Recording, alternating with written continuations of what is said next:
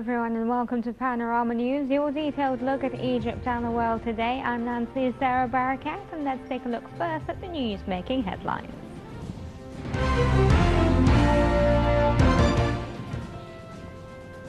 U.S. President Barack Obama and Gulf nations to boost security cooperation. Burundi coup ends in failure, with leaders either arrested or on the run.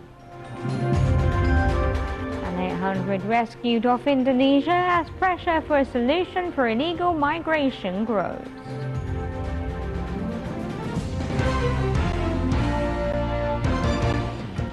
Welcome back, but before we get to those stories, the Cairo Criminal Court has set Saturday, May the 16th as the date to issue its ruling against leading figures of the terrorist Brotherhood organization, including deposed President Mohamed Morsi, on charges of breaking out of the Wadi al-Natrun prison and spying for foreign countries.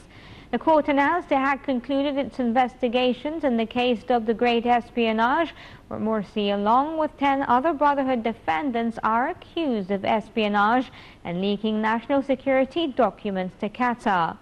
In another judicial affair, the deposed president and 34 other Brotherhood loyalists were found guilty of storming out of the Wadi al-Natrun prison and escaping from it during the events that followed the outbreak of the January 25th revolution. Morsi was earlier sentenced to 20 years in prison in a case known as the Ittihadiyya trial, when peaceful protesters outside the presidential palace were killed and attacked by members of his terrorist Brotherhood organization during his time in office. The trial will be aired exclusively on Egyptian state television.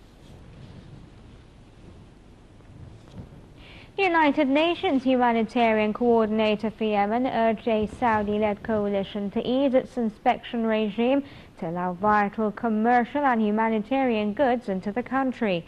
The coordinator told a UN briefing in Geneva that it was particularly critical to import fuel into Yemen to run hospital generators and pumps for the water and sanitation system.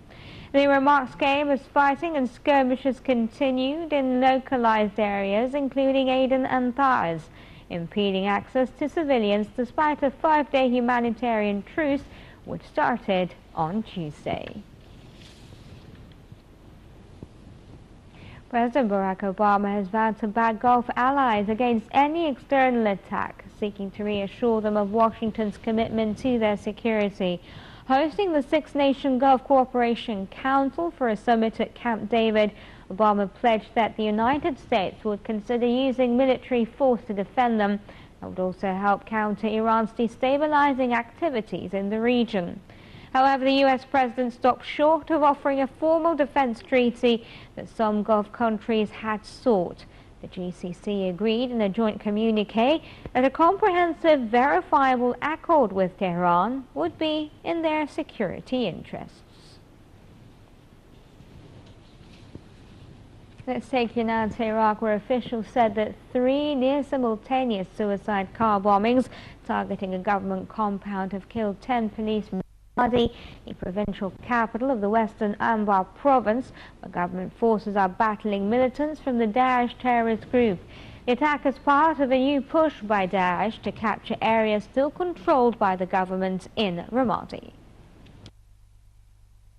The Daesh terrorist group has launched attacks on multiple fronts in Iraq's western province of Anbar in its latest attempt to retake the initiative on the ground. The Daesh militants gained fresh ground in the provincial capital of Ramadi during the past 48 hours, also launching attacks near Fallujah and taking over the small town of Juba in western Anbar. Earlier on Friday, 3 near-simultaneous suicide car bombings targeting a government compound have killed 10 policemen and wounded at least 7 others, where government forces are battling Daesh militants. An assault launched late Thursday left the government's claim to Ramadi hanging by a thread again, with Daesh militants advancing to within meters of the provincial headquarters. An Iraqi provincial council member also, along with other officials, said a large number of civilians were fleeing the city center, the second time in a month that they have done so following another Daesh offensive in April.